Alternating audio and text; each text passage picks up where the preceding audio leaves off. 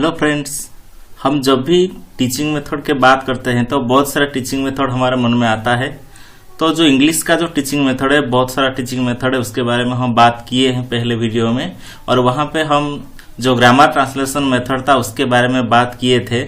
आज भी वैसे एक टीचिंग इंग्लिश का टीचिंग मेथड के बारे में बात करेंगे जो है डायरेक्ट मेथड। और इससे पहले मेरे वीडियो को आप लोग मेरे चैनल को सब्सक्राइब नहीं किए हैं तो पहले सब्सक्राइब कर लीजिए और लाइक कीजिएगा। और आज जो वीडियो होगा वो direct method of teaching English के बारे में होगा। तो पहले जान लेते हैं डायरेक्ट मेथड क्या है। तो direct method of teaching which is sometimes called natural method. Direct method ऐसा एक मेथड है जिसे हम नेचुरल मेथड भी कहते हैं and is often used in teaching foreign language. और इसे ज्यादातर हम कहाँ यूज करते हैं ना, फॉरेन लैंग्वेज जो टीचिंग करने के लिए इसको यूज करते हैं। And reference from the using the learners native language and used only the target language. और तीसरा जो यहाँ पे लिखा है जो डेफिनेशन में आता है, जो नेटिव लैंग्वेज होगा लर्नर्स का वो वहां पे यूज नहीं होगा, सिर्फ यूज होगा जो target language. Direct method is in teaching a language is directly establishing an immediate and audio visual association. ये जो डायरेक्टली एस्टैब्लिश करता है और इमीडिएट एस्टैब्लिश करता है ऑडियो विजुअल एसोसिएशन किस किस के बीच में, एक्सपीरियंस और एक्सप्रेशन के बीच में, वर्ड्स एंड फ्रेज के बीच में, आइटम्स एंड मीनिंग के बीच में, रूल्स एंड परफॉर्मेंस के बीच में, और through the teachers body and mental skills. यहाँ पे टीचर्स का जो रोल होता है बहुत ज्यादा होता है। और यहाँ पे जो टीचर कुछ भी समझाता है तो without any help of the learners mother tongue, यहाँ पे लर्नर्स का जो मदर टंग है वो यूज नहीं किया जा सकता। The chief exponent of the method are O'Grady, Champion and H E. Palmer. ये जो है ये मेथड का एक्सपोनेंट्स हैं। और the method originate in 1901 was approved by the International Phonetic Association of France. हमारा जो इंटरनेशनल फोनेटिक एसोसिएशन फ्रांस में है 1901 में ये डायरेक्ट मेथड को अप्रूव दिया था। तो चलिए चलते हैं एक क्लासरूम सिचुएशन के ओर जहां पे डायरेक्ट मेथड में क्लास किया जा रहा है। फर्स्ट क्या है, the teacher enter the class and ask few question to test their previous knowledge. जो फर्स्ट स्टेप है, पहले टीचर क्लास में एंट्री करते हैं, उसके बाद जो प्रीवियस नॉलेज जानने के लिए वो कुछ क्वेश्चन वहां पे पूछते हैं। उसके बाद क्या करते हैं, then ask to open certain page and read the lesson using proper pause, intonation and stress. उसके बाद वो क्या करते हैं ना, बुक्स का एक पेज निकालने के लिए बोलते हैं और उसको बहुत अच्छे तरीके से प्रॉपर पॉज और इंटोनेशन और स्ट्रेस के साथ वो पढ़ लेते हैं, बच्चे को सब सुनाते हैं पढ़ के। उसके बाद ask to read on locate the keywords and phrase in the paragraphs. उसके बाद वो बच्चे को बोलते हैं कि तुम लोग अपने आप से पढ़ो और उसका जो टॉपिक का जो कीवर्ड्स है उसको लिखो और जो फ्रेजेस है वो पैराग्राफ को टोटल पढ़ के उसका कीवर्ड्स और फ्रेजेस लिखो। तो उसके बाद क्या होता है, फिर फोर्थ स्टेप में हम देखेंगे, right the keywords and phrase in black board and clarify the meaning through examples by giving synonym, antonym, but never use mother tongue. यहाँ पे जो है ये पॉइंट बहुत ज्यादा इंपॉर्टेंट है। वो क्या करते हैं ना, right the keywords and phrases in black board. वो पहले कीवर्ड्स और फ्रेजेस को ब्लैक बोर्ड में लिखते हैं, उसके बाद उसका जो मीनिंग है उस मीनिंग को वो एग्जाम्पल के थ्रू बच्चों के सामने रखते हैं, उसका सिनोनिम रखते हैं, एंटोनिम रखते हैं। लेकिन यहाँ पे एक जरूरी चीज है, never use the mother tongue. जो भी फ्रेजेस आया हुआ है, जो भी कीवर्ड्स है, उसको समझाने के लिए टीचर क्या करते हैं, मदर टंग के यूज नहीं करते हैं। he writes the words and phrases on blackboard and identify the students and she clarify the meaning of the words through examples giving synonym, antonym, but never use the mother tongue and all through the process। उसके बाद process क्या करते हैं ना, ask to silent reading, the fifth है, he takes the recourse to drills like chain drill and repetition drill and transformation drill by group work और pair work। Next जो वो क्लासरूम सिचुएशन में क्या करते हैं, चेन ड्रिल करवाते हैं। चेन ड्रिल कैसा होना चाहिए, और रिपीटेशन ड्रिल हो या ट्रांसफॉर्मेशन ड्रिल हो, जो भी ड्रिल हो वो ग्रुप वर्क में होना चाहिए, नहीं तो टीचर क्या करते हैं, पेयर वर्क में करवाते हैं। नेक्स्ट है साइलेंट रीडिंग के लिए वो बच्चों को बोलते हैं कि अभी नेक्स्ट है आप लोग साइलेंट रीडिंग कीजिए, क्योंकि आपको कॉम्प्रिहेंशन का क्वेश्चन आंसर देना है।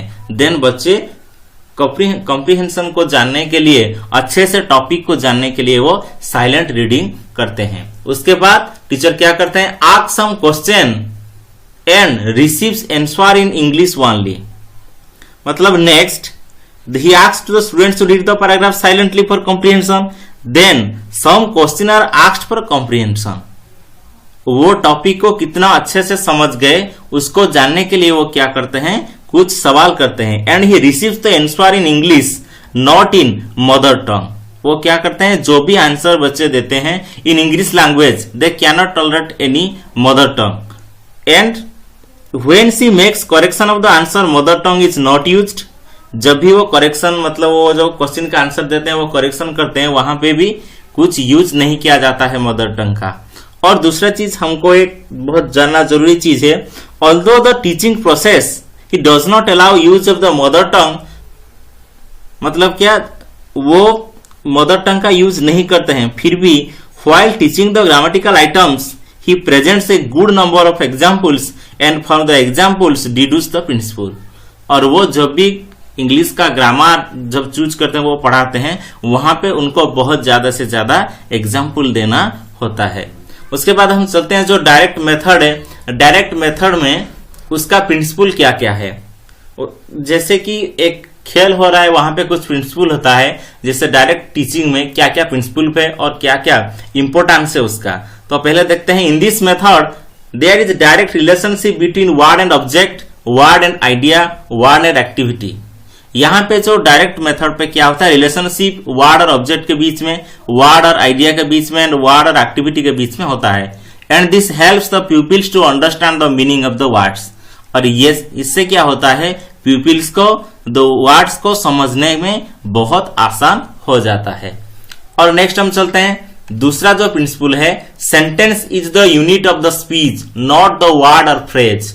जैसे हम जो दूसरा मेथड पढ़े थे ग्रामर ट्रांसलेशन मेथड में, वहां का जो यूनिट ऑफ द स्पीच था वर्ड था, लेकिन डायरेक्ट मेथड में sentence is the unit of the speech. यहाँ पे वर्ड और फ्रेजेस उसका यूनिट नहीं है। जो तीसरा है, teaching learning materials are used by teacher. जो टीचिंग लर्निंग मटेरियल्स है उसको टीचर को मतलब यूज करना बहुत जरूरी है, क्योंकि बच्चों को यहाँ पे आप जो टॉपिक समझाएंगे उसमें उनका मदर टंग नहीं होगा, वो सिर्फ टारगेट लैंग्वेज में ही बात करेंगे और आपको बात को रिसीव करेंगे। So that will be must to use the teaching materials. And a situation is created and question follow the situation to elect response. और वो ऐसे सिचुएशन क्रिएट करेंगे कि जैसे बच्चों को क्वेश्चन का आंसर देने में बहुत आसान होगा। ऐसे सिचुएशन जो टीचर को फिर मतलब क्रिएट करना होगा। उसके बाद जो फिफ्थ है, meaning of the difficult words are clarified through examples, illustration, picture and objects. In the previous we discuss about that. जो क्लास था मैं आपको बताया था एक सिचुएशन के बारे में, वहां पे भी ये चीज था कि टीचर जब भी किसी भी वर्ड को क्लैरिफाई करने लगते हैं तो वो एग्जाम्पल के सहारा लेते हैं या इलस्ट्रेशन करते हैं या पिक्चर दिखाते हैं, कोई ऑब्जेक्ट्स भी दिखा सकते हैं। और लेकिन यहाँ पे आपको मदर टंग का यूज नहीं करना है। देन जो सिक्स्थ पॉइंट है, structural items in dealt with drills like chain drill and pattern practice. और जब बच्चे को यहाँ पे मदर टंग में तो यूज नहीं कर सकते, इसीलिए बच्चे को जो भी नया नया चीज सिखा जाता है वो चेन ड्रिल किया जाता है और उसी का जो पैटर्न है वही पैटर्न ही प्रैक्टिस किया जाता है। उसके बाद चलते हैं हमारा seventh point, age use of mother tongue is when students think in English and vocabulary is acquired in natural manner. ये जो पॉइंट है ये बहुत इंपॉर्टेंट है, क्योंकि मदर टंग यहाँ पे तो बैन है, वो मदर टंग नहीं बोल सकते, इसीलिए स्टूडेंट्स थिंक इन इंग्लिश। वो जो भी सोचना चाहते हैं वो इंग्लिश में सोचेंगे और इससे क्या होगा ना, उनका जो वोकैबुलरी जो वर्ड पावर वो नेचुरल मैनर में एक्वायर होगा, वो धीरे धीरे इंक्रीज करेगा। ये बहुत आसान हो जाता है क्योंकि वो लोग इंग्लिश में ही थिंकिंग करना शुरू कर देते हैं, इसीलिए उनका जो वोकैबुलरी है वो भी बहुत ज्यादा हाई हो जाएगा। ये और एक इम्पोर्टेंट मतलब मेरिट्स है उसके लिए। और नेक्स्ट है question option point number 8, the class is made interactive through group work and pair work. जो भी क्लास में होगा, जो भी एक्टिविटीज होगा, वो ग्रुप वर्क हो सकता है या पेयरिंग वर्क हो सकता है। दो बच्चों के बीच में हम कर सकते हैं, नहीं तो टोटल क्लास को ग्रुपिज्म कर देते हैं। ग्रुपिज्म करने के बाद उनके साथ ही आप डिस्कस कर सकते हैं। उसके बाद हम चलते हैं हमारा पॉइंट 9 के तरफ। Grammar is taught inductively, examples precede the principle. यहाँ पे क्या होता है, बहुत तकलीफ जब होता है कि डायरेक्ट मेथड में थोड़ा सा दिक्कत आती है जब हम ग्रामर पढ़ाते हैं। तो ग्रामर पढ़ाने के लिए इंडक्टिव मेथड आपको वहां पे यूज करना होगा, क्योंकि बहुत सारे एग्जाम्पल के बाद फिर बच्चा जाके ग्रामर की जो प्रिंसिपल है वो सीख पाएगा। इसलिए grammar is taught inductively because you can not use the mother tongue. The next point is the communication is based on the interactive process that teacher to student, student and teacher and student to student। यहाँ पे जो communication process है, interactive process है, वो 3 types का होगा। पहला जो है टीचर टू स्टूडेंट होगा, दूसरा है स्टूडेंट टू टीचर होगा, और तीसरा है स्टूडेंट टू स्टूडेंट। जैसे कि हम बोल सकते हैं कि कुछ बातें टीचर स्टूडेंट से बात करेंगे, फिर स्टूडेंट्स कुछ बात टीचर से पूछेंगे, और स्टूडेंट्स के बीच में कुछ बातचीत होगा। ये 3 टाइप्स का कम्युनिकेशन यहाँ पे उनका डेवलप होगा। देन 11 पॉइंट जो है, there is language contest for learning English that exposure and practice. और उनको जो टारगेट लैंग्वेज में यहाँ पे बात करना है, इसीलिए वो वही लैंग्वेज में वो बहुत ज्यादा एक्सपोज हो जाएंगे और बहुत ज्यादा उनका प्रैक्टिस हो जाएगा, क्योंकि जो यहाँ पे मदर टंग का यूज नहीं है। So the students can learn English through exposure and practice. Then our last point, all 4 skills are equally stressed. हमारा जो 4 skills है, LS, RW, listening, speaking, reading and writing, वो जो 4 skill है, direct method में 4 skill को equally stress हम दे सकते हैं। इसलिए जो हम इंग्लिश में डायरेक्ट मेथड जब यूज करते हैं, ये बहुत इंपॉर्टेंट होता है। और डायरेक्ट मेथड का सारे प्रिंसिपल में यहाँ पे बता दिया। यहाँ पे जो मेथड्स बताया जाता है, वही मेथड्स में बहुत सारे क्वेश्चन आपको सीटेड हो और टेट हो, सभी में आपको मिल जाएगा। तो इसको आप अच्छे से समझिए, और मेरे वीडियो आपको अच्छा लगा हो तो आप मेरे चैनल को सब्सक्राइब कीजिए और लाइक कीजिए, और ऐसे ऐसे नया पेडागोजी वीडियो आप जानने के लिए मेरे साथ जुड़े रहिएगा। और मेरा जो प्रीवियस वीडियो है, प्रीवियस जो पेडागोजी वीडियो है और प्रीवियस जो मेरा क्लासेस है ये मेथड को लेकर, वो नीचे आपको डिस्क्रिप्शन में मिल जाएगा, वहां पे आप जाकर के देख सकते हैं। तो आज के लिए यहाँ थैंक यू, धन्यवाद।